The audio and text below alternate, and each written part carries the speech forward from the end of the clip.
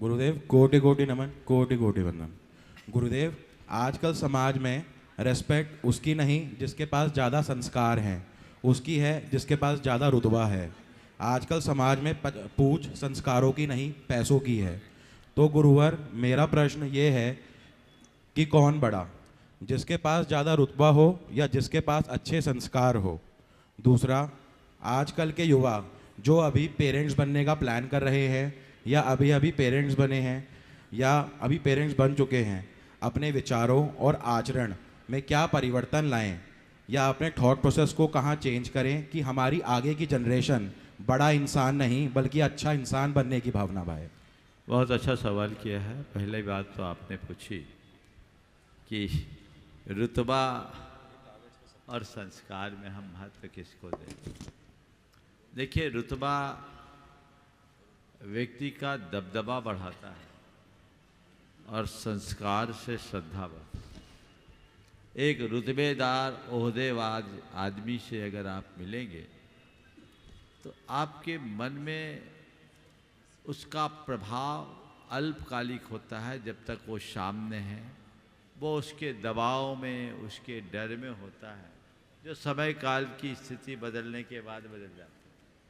लेकिन जिसके जीवन में संस्कार होता है, जिसका आचार व्यवहार अच्छा हो, उस व्यक्ति की हमारे अंदर एक अमिट छाप होती है और वह श्रद्धा में परिवर्तित हो जाती है, जो व्यक्ति को बरबस अपनी ओर खींचता है। तो मैं ये कहूँगा कि रुतबा में चहक है, संस्कार में महक है।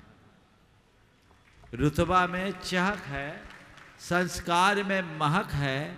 चहक दो पल की है, महक पूरे वातावरण में घुल जाती है, जो जीवन भर अपना प्रभाव छोड़ती है। इसलिए मैं चाहूँगा कि हम रुतबे के रौब में रहने की जगह संस्कारों के प्रति श्रद्धावान बने। आपने जो सवाल किया कि जो आज युवा दंपति है जिन्होंने संतानोत्पत्ति की है या आगे संतानोत्पत्ति करने की स्थिति में हैं, उनके लिए क्या करना चाहिए? तो मैं कहता हूँ, ये सबसे जवाबदार लोग, उन्हें ये बात समझना चाहिए कि संतान की उत्पत्ति करना कोई एक क्रिया नहीं है। संतानोत्पत्ति एक बहुत बड़ी जिम्मेदारी भी है। और हमारे शास्त्रों में ऐसा लिखा है कि अगर आपने संतान को जन्म दिया है तो उसे उत्तम संस्कार भी देना चाहिए। कुरल काव्य में ऐसा लिखा है कि जो लोग संतान को जन्म देकर अच्छे संस्कार नहीं देते, वे धरती पर बोझ बढ़ाने का अपराध करते।